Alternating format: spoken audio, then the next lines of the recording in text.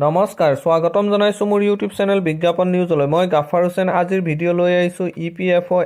মানে employees provident fund অৰ্গেনাইজেশ্যনে দিয়া নটিফিকেশ্যনৰ ওপৰত যদি মোৰ ভিডিঅ'টিত প্ৰথমবাৰলৈ আপুনি ভিজিট কৰিছে আৰু পছন্দ কৰিছে তেন্তে চেনেলটি ছাবস্ক্ৰাইব কৰি ল'ব আৰু বেল আইকনটি প্ৰেছ কৰি থ'ব যাতে মোৰ ভিডিঅ' দিয়াৰ লগে লগে আপুনি চাব পাৰে EPFOয়ে 2859টা ছ'চিয়েল চিকিউৰিটি এছিষ্টেণ্ট আৰু ষ্টেনোগ্ৰাফাৰৰ পোষ্টৰ নটিফিকেশ্যন জাৰি কৰিছে তাৰে এক ষ্টেনোগ্ৰাফাৰ গ্ৰুপ চিৰ পোষ্ট 185টা তাত আনৰিজাৰ্ভ 74টা EWS 19টা SC 28টা ST 14টা OBC NCL 50টা 2 ছ'চিয়েল চিকিউৰিটি এছিষ্টেণ্টৰ 2674টা পোষ্ট আছে তাৰে আনৰিজাৰ্ভ 999টা EWS 529টা SC 359টা ST 273টা OBC NCL 514টা নৰ্থ ইষ্ট ৰিজনৰ বাবে 58টা পোষ্ট আছে শিক্ষাগত অৰ্হতা ষ্টেনোগ্ৰাফাৰৰ কাৰণে 12 পাছ হ'ব লাগিব আৰু স্কিল টেষ্ট দিব লাগিব ডিক্টেশ্যন আৰু ট্ৰান্সক্ৰিপশ্যনৰ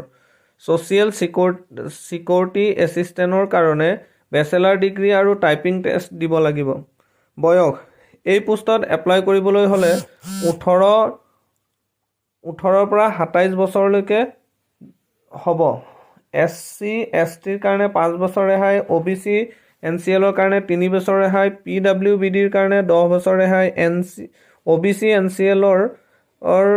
13 বছৰ ৰেহাই SC PWBDৰ ST SCৰ কাৰণে 15 বছৰ ৰেহাই আছে এপ্লিকেশ্যন ফি এই পোষ্টৰ এপ্লিকেশ্যন ফি হ'ল SC ST PWB female ex ছাৰ্ভিচমেনৰ কাৰণে কোনো ফি দিব নালাগিব আৰু আদাৰ্ছৰ কাৰণে 700 টকা ফি দিব লাগিব এই পোষ্টৰ এপ্লিকেশ্যন অনলাইনত কৰিব লাগিব অনলাইন কৰাৰ তাৰিখ হ'ল 27 মাৰ্চৰ পৰা আৰম্ভ হ'ব আৰু লাষ্ট ডেট হ'ল 26 এপ্ৰিল 2023 লৈকে এই এপ্লিকেশ্যন যদি কাৰেকশ্যন কৰিবলগীয়া হয় তেন্তে 27 এপ্ৰিল আৰু 28 এপ্ৰিলৰ দিন কাৰেকশ্যনৰ কাৰণে দিয়া হৈছে চিলেকশ্যন প্ৰচিডিউৰটো হ'ল ছ'চিয়েল চিকিউৰিটি এছিষ্টেণ্টৰ কাৰণে ষ্টেজ 1 কম্পিউটাৰ বেছ এক্সাম ফেজ 1 দিব লাগিব আৰু কম্পিউটাৰ বেছ 2 ফেজ 2 কম্পিউটাৰ টাইপিং টেষ্ট দিব লাগিব ষ্টেনোগ্ৰাফাৰৰ কাৰণে ষ্টেজ 1 কম্পিউটাৰ বেছ এক্সাম দিব লাগিব আৰু ষ্টেজ 2 হ'ল শ্বৰ্ট লিষ্ট কেণ্ডিডেটসকলে স্কিল টেষ্ট ডিক্টেশ্যন আৰু ট্ৰান্সক্ৰিপশ্যন দিব লাগিব মোৰ ভিডিঅ'টি চোৱাৰ বাবে ধন্যবাদ থাকিল